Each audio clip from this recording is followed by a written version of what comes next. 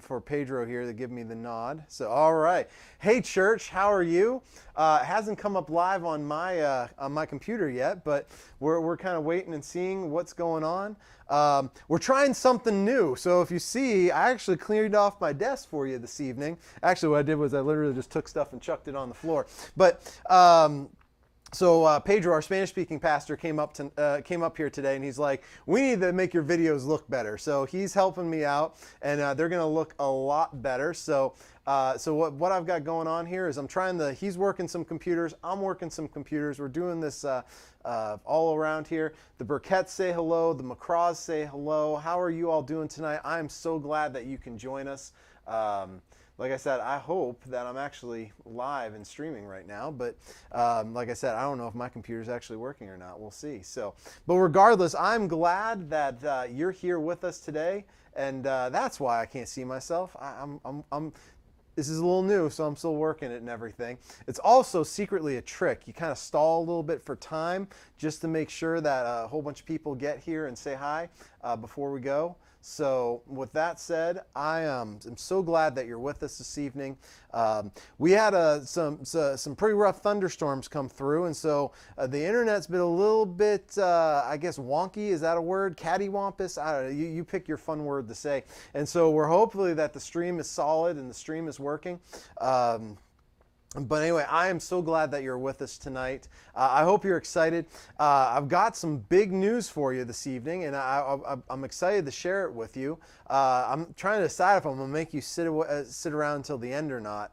No, well, I'll say it both times. So we've been talking about this for a little while. So one of the things that we as a church are going to do is we are going to go, not this Friday, but next Friday. And that would be June 5th. So that'd be Friday evening, June 5th. I don't have a confirmed time yet. We're going to be working with Underover. We're going to board the food bus, or I can't remember what they call it, the food wagon or whatever it is. Basically, it's this great setup. It's an old metro bus, and we're going to go out sharing the gospel and delivering groceries. And so I hope you can join us. That is going to be this Friday. You'll get an email going out tomorrow. Oh, I'm sorry, it's going to be 2 Fridays from now, but there's also an opportunity if you can show up on short notice. I'm not even sure I can show up on short notice. We're trying to see if that one will work or not. But we are going to go out 2 Fridays in a row. So if you are available on short notice, we're going to go out this Friday. And if you love it as much as I did and had so much fun when we did it before, we're going to go out and do it again. And so basically it's really, really simple. All we're doing is that we are going to be boarding a bus. We're going to pull up, and then we're going to get out, and we're just going to deliver groceries. So here's the thing, though. You have to realize that you are going to put yourself at risk to exposure of COVID-19 just because you're going to be around people you've never been around before. So the thing that we are going to require, and I know that sounds kind of weird, but we're going to require it, is that you do wear a mask. It's just going to help keep you safe. It's going to protect you. We're not going to anybody's apartments or anything. And so basically it's going to look like this. Someone's going to knock on the door and basically say, "Hey, we're from the church. We would like to offer you some free food." And if you, and some people say yes. In fact, when I went out before, almost everybody said yes. No one really said no. And so it was just this great time. And then for those people, you kind of go through and be like, "Hey, while we're getting food for you," because then what we do is we have a signal. Someone comes and brings food from the bus. Say, "Hey, do you have a second where I might be able to share, ask you a couple questions about your faith?" And there's a clipboard, and you can just follow it all along. It's this great and awesome thing. And so I want to encourage you to join us for that. It's going to be this great, wonderful thing. If you don't feel comfortable talking to people, but you can carry a box of food, then I want to encourage you to come out and join us. And so that will be, we're going to do it. June 5th is the official date. However, if you're available and want to go out on the 29th, join us. So with that said, I'm going to just jump into our Bible study for this evening here, and then we'll get into prayer requests. Again, if you have prayer requests, I see a comment here. Yeah, my family is here, and they're basically saying, yes, the feed is glitchy, but the audio is clear. So yeah, unfortunately, like I said, I think there's something going on with our stream this evening. It's something to do with the internet here at the church. sorry, there's only so much we can do. Like I said, these storms rolled through and it was working fine earlier today. Now all of a sudden it's a little bit interesting. So with that said, I want to share with you just some of my thoughts that are on my heart today. So a general question I have for you is, what good is it to have something really nice and not use it? What good is it to have something that you really that's really nice and not using it at all? You know, recently I purchased a new TV. I was very excited. I know a bunch of people have. Some of you are watching it on that TV tonight. It's really awesome, but it would be something where I'd go out and I'd spend money on a TV, and maybe I spent money mounting it on the wall and doing all the stuff, and then I never turned it on. What good would it be? Why bother even having it? I think it's important. Now, this is not just about like TV or just stuff in general, but I mean, think about this from the standpoint of how many of you recently went to go get in your car and you went to start your car and the battery was dead. If you haven't driven your car maybe in a couple weeks or during this whole time of lockdown and this time of social distancing, if you haven't been driving your car regularly, all of a sudden maybe your car doesn't work. It's interesting that cars are a particular device that basically you need to have it work. You need to be using it repeatedly for it to work well. Otherwise, the battery will slowly discharge over time and it'll die. Your fuel, I don't know if you realize this, especially if you have unleaded fuel in your car, which most of us have, unless you have a diesel. The fuel reacts with the oxygen in the air, and over time it reacts and it just turns into a gel. And oftentimes it won't work, and you might need to just it would damage. You might need to replace the car completely if you can't find a way to get this to work. Inside your car, I don't know if you realize this, you have rubber parts, things like gaskets, seals, hoses, stuff that I don't even understand. And one of the reasons why I say this to you is that rubber is meant to expand and contract repeatedly over and over again. And if it just holds in one place, then eventually it just breaks down over time. Let me ask you this. How many of you have something that's bound together by a rubber band and you have forgotten about it, and then when you found it, you went to pull off that rubber band, and when you went to pull the rubber band, it just snapped into pieces? Same thing with your car. The longer things sit around sometimes, the more they break down. But this goes more just beyond the basic things of this world, the things that you have.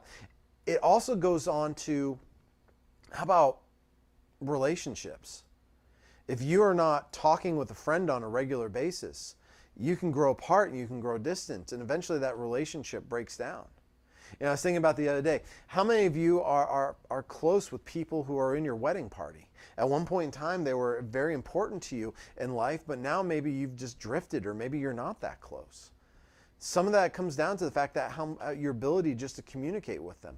How about our bodies? Do you realize that your muscles will atrophy and get weaker over time if you don't use them?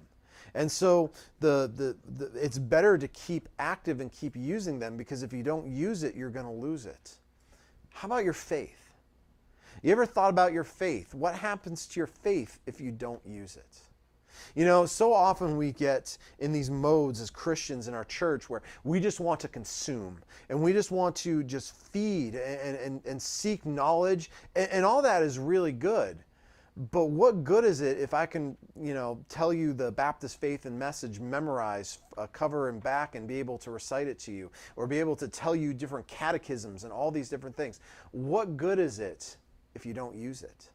What good is your faith if you're not out there using it for a practical purpose and a practical reason? It's not. It'll break down over time. I love what James says in his letter to the church. This is James 2, verse 26. He says, "For the body apart from the spirit is dead. So also faith apart from works is dead." Now that's the ESV translation, but I memorized that in the NIV. And the way in the NIV, the way it would read is, "Just as the body is dead without the soul, so is faith without works." So if my body doesn't have a soul, the heart might still beat, but there's nothing there. And so just as the body is dead without the soul, so is faith without works. Is that if there is no output, if there's no practical usage of your faith, then what good is your faith? It's just like that TV that you never turn on, or that thing that's sitting on the shelf that you just don't use, or that car in the garage that just sits around and just is wasting away. You know, I had a vehicle, and it was, I love the car. I absolutely love the car, and it was this great car, and I just remember I started having problems with it, and eventually it just broke down, and I just couldn't get it fixed in time. And for those of you who don't know, I've been here at this church for 5 years, and when we moved, we didn't have enough drivers. The car wasn't fixed. It was having issues, and so I had left it with a friend out in the western part of the state, and I said, eventually I'll get back to it.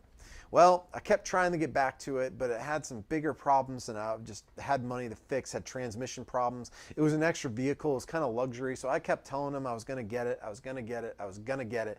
And then eventually, I finally, with help from my father-in-law actually, got that vehicle transported from the western part of the state here to where I was. I gave it to some trusted friends who knew how to work on cars, and I was so excited because I was going to get the car, see if we could get it back in working order and everything. But the problem was the car had sat for so long that after just starting it a couple times, it just basically blew up.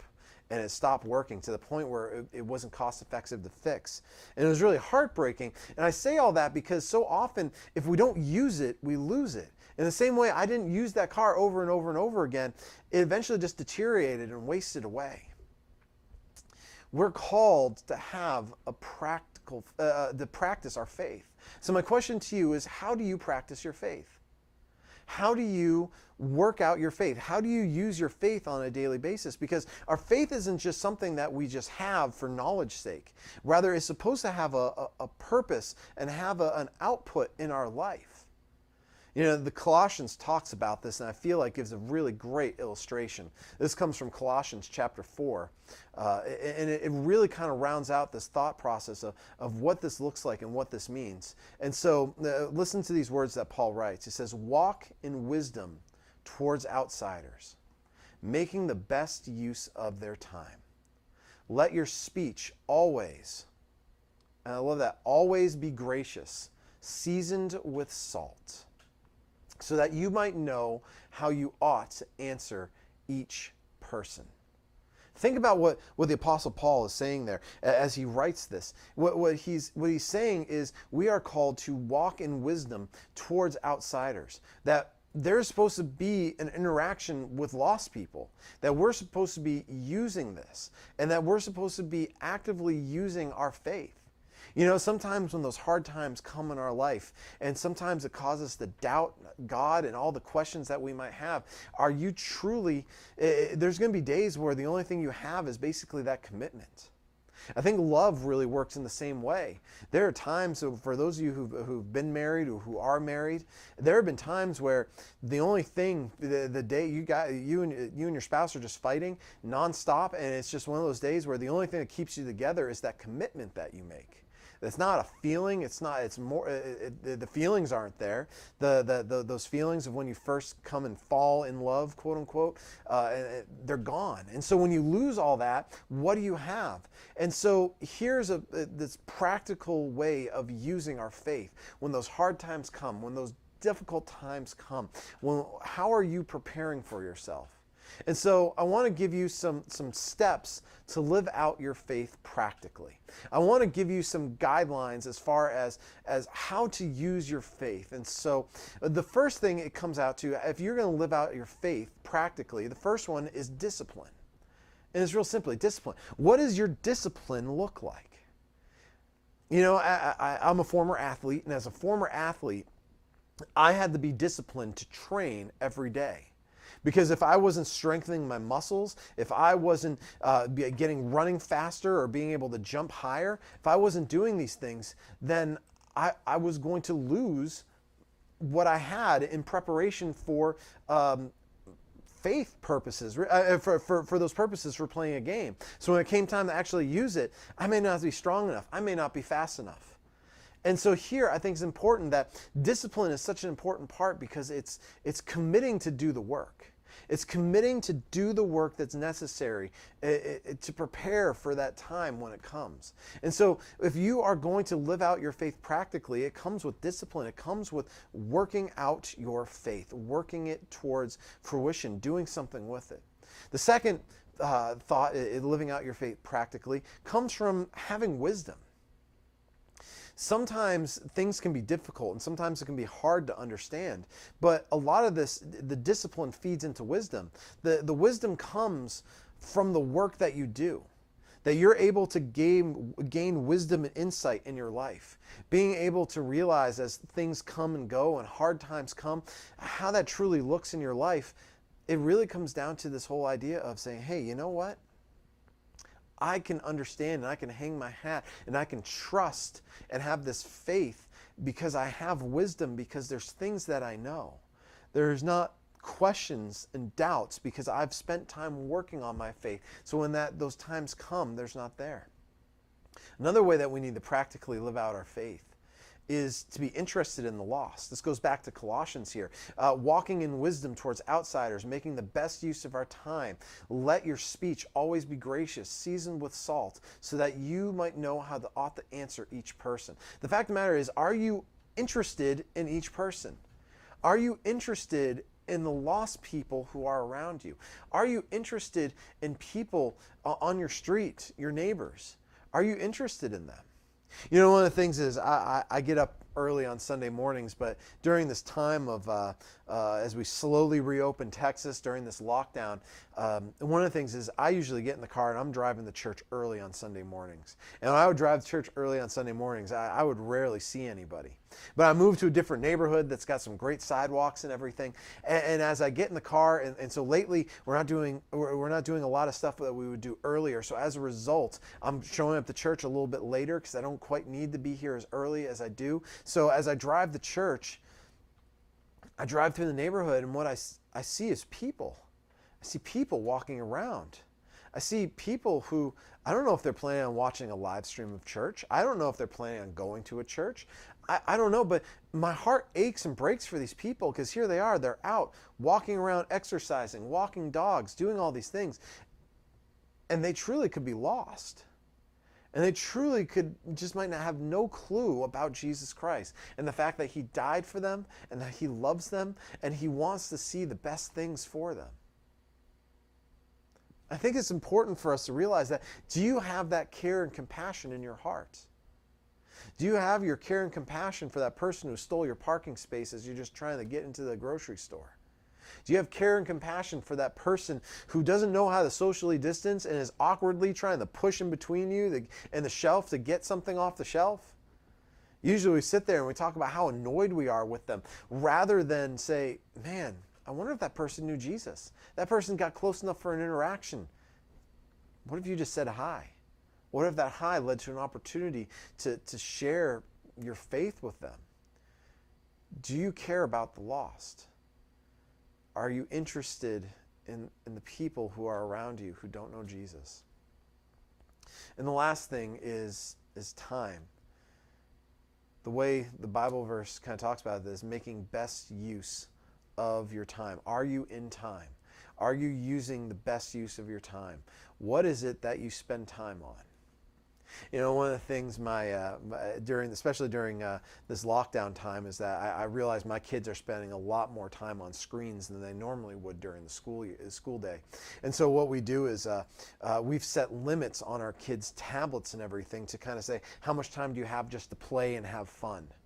And it's one of those things like you don't realize how long you're playing with it. I'm wondering if I should set something like that up on my phone, because how long am I scrolling through Facebook on my phone? How long am I just surfing the internet looking for sports stories, hoping that there's something interesting that's happened recently? And there hasn't been, trust me, there's no news. But I still scroll and look for it. How much time am I wasting? Am I using my time accordingly? Am I using that time to focus on the lost? like I said, it's living out your faith practically. And ultimately, not only does it give us a foundation for when the troubles of life come and those storms come, but it also gives us the ability to know how to share our faith practically. So how do you, if you're even going to begin to say, okay, I understand that God has given me a great commission to go and tell the world about him, to go share the lost. And so when that person awkwardly pushes their way in between me and the shelf and is ignoring social distancing and they don't have a mask on, do I run away or do I slow down and say, you know what, I want to try to share the gospel? How do I do that? How do I begin to even think about that? Well, in pure Baptist fashion, and I shouldn't say I didn't come up with these, they're not original to me. The author's last name is Cook, I forget his first name. He's talking about there's 3 T's: tactful, tasteful, and thoughtful. So the first one, tactful. How do I share my faith is I have to be tactful about it. My speech should be gracious, it should be gentle, and I should be kind in demeanor. You know, let me give you a real world illustration for you on this one. The other day I had a young man knock on the door of my house. He was trying to sell me pest control. Now I wasn't really interested, but he was kind of aggressive as far as a salesman. He didn't want to take no for an answer. And I remember sitting there, and my wife, he just kept talking at my wife, and I was at the table, and I saw this, and I was like, oh, I bet you it's a salesman, because no one's come into the house yet, and the door hasn't shut yet, so something's going on. So I thought it was just a neighbor kid, but it ends up being this young man who's selling, and so I take over the conversation for my wife, and I basically just say, hey, so what are you trying to sell? I'm trying to sell pest control. Okay. Well, I told him very politely, we're not interested. He goes, well, why aren't you interested? And he starts pointing to things around my house. There was a dirt dauber nest that was up high that I hadn't knocked down yet. He's like, well, I'll come and knock it down, and I'll come and do this, and I'll come and do that. And I was like, no, I'm really not interested. You know, I got a person who does that. I'm not really interested. Well, does he do this? I'm really not interested. And I kept saying this over and over and over again. And so finally I was like, look, I go, I'm really not interested. And I'll tell you what, like, I go, I don't even know what type of chemicals you use, but the exterminator I'm going to use uses a different type of chemical. It's more strong and serious than stuff. I've done research on this on the past. And he's got a better product that he puts down, and so I'm going to prefer to buy from this gentleman rather than that. Well, he starts going on and on and on, and I start saying, I go, look, I'm just not interested. And I wish I was just joking, like just overly explaining this, but no, this is literally how the conversation went, except I probably was a little bit more aggressive, and he was probably a little bit more aggressive, but he just wouldn't take no for an answer. And so then I said, look, I go, your company doesn't just use the best stuff. And he goes, well, I find that insulting. You just come and insult me. That's so rude, this, that, and the other. He started calling me rude because I was questioning the ability of his company. And I was sitting there scratching my head. And I go, I didn't bring this up to him because I was like, look, I just don't know how to politely end this conversation other than to shut the door in your face because you just won't stop. And eventually I just shut the door. But here's the thing. If he wanted me to buy his product, well, he wasn't very tactful about it, because when he starts calling me rude, do you think I'm going to buy something from someone who calls me rude? No, I'm not. We as Christians need to be the same way. We can't be rude when we share our faith. Rather, we need to be gracious. We need to be gentle, realizing that everyone they're in the middle of a storm, or they're in the middle of a crisis, or they've got a problem in their life, which is sin, that Jesus is the only one that can fix. And so it's not going to do you any good to walk up to someone and be like, you're a sinner, you're going to go to hell. No. What they need to know is they need to see Jesus' love. You know, the fascinating thing, all the people who came to Jesus had his run-ins where he was kind of rough with people, but usually those were Pharisees who were trying to trap him and trick him. But with all people, he always approached them very lovingly and very graciously. The other thing is that we need to be tasteful. And I love the way this verse here says in verse 6, it says, seasoned with salt, so that you may ought to know what to answer to each person. The fact of the matter is this, is that we should have a message that people want to hear. Now, not everybody's going to want to hear it, don't get me wrong. But here's the neat thing about salt, is that you can take a piece of food that doesn't taste very good, and you can just add a little bit of salt to it. And all of a sudden, not only does it become saltier, but the rest of the flavor is improving. You can taste more of the food. It brings out more flavor. And that's the way we should be as Christians, that when we share the gospel, we should be doing it in such a way that is tasteful, that it opens people up to it, that it should be words that people want to hear about hope and healing, not about condemnation. And the last thing is we need to be thoughtful. We need to be practiced and ready to share, because you never know when you're going to have the opportunity. Now again, this isn't original to me, but I'm actually going to do this here. I'm going to show this. This is my computer monitor, and I have this little post-it that I wrote here. I listened to a sermon one time, and I actually stuck it on a post-it and stuck it to my computer monitor here in my office. And this is what it says. It says, "My prayer today is, give me someone to witness to.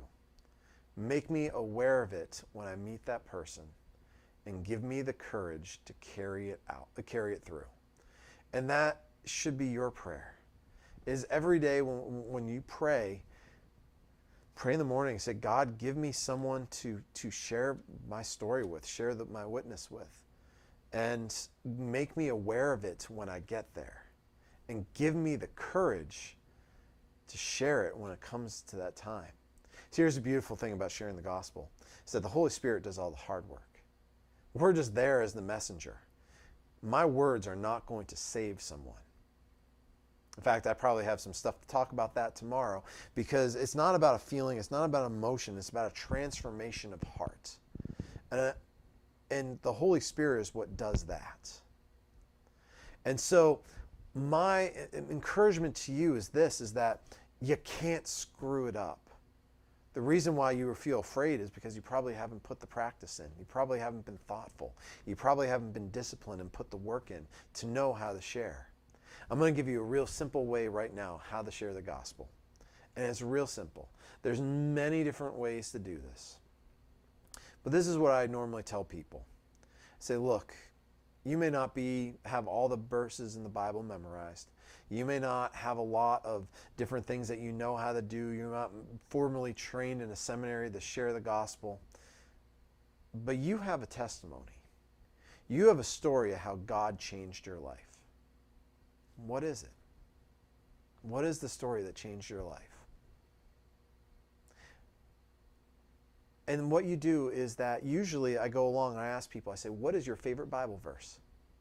Because here's the thing, your favorite Bible verse probably has a lot to do with who you are and why you look differently and why you decided to follow Jesus. You know, as a pastor, I don't know how you pick one. It's like picking your kids. Like, how do you pick which one's your favorite? I can pick a dog, though, not my kids. But here's the thing. So Bible verses, I have all these Bible verses. And so I remember, what is my absolute favorite Bible verse? And so I really wrestled with this a while back, and I decided that I needed to have an answer to that question before I ever came up with all this. And so my favorite Bible verse is 2 Corinthians 5:17. It says, if anyone is in Christ, they are a new creation. Behold, the old has passed away and the new has come. Now, I'm not reading that off anything. That's here. I don't have a ton of Bible verses memorized, I'll be honest. They just don't ever really stick in there. But what I can tell you is this, is that's the one Bible verse. And I picked to memorize that Bible verse because it mattered so much to me. It mattered to me because of the way God changed me. And so what you do, if you're going to share the gospel, you share the gospel in this way. Think of that Bible verse. That Bible verse means something to you because there's a story that goes along with it. And it doesn't need to be long, but it can be a short statement. So let me share you my 30 to 60 second testimony using that Bible verse. In fact, I used it last time we went out with Under Over and sharing the gospel. Real simple, it goes like this. I go, hey, can I tell you something about my faith? You know, my favorite Bible verse is 2 Corinthians 5:17. It says, if anyone is a new creation,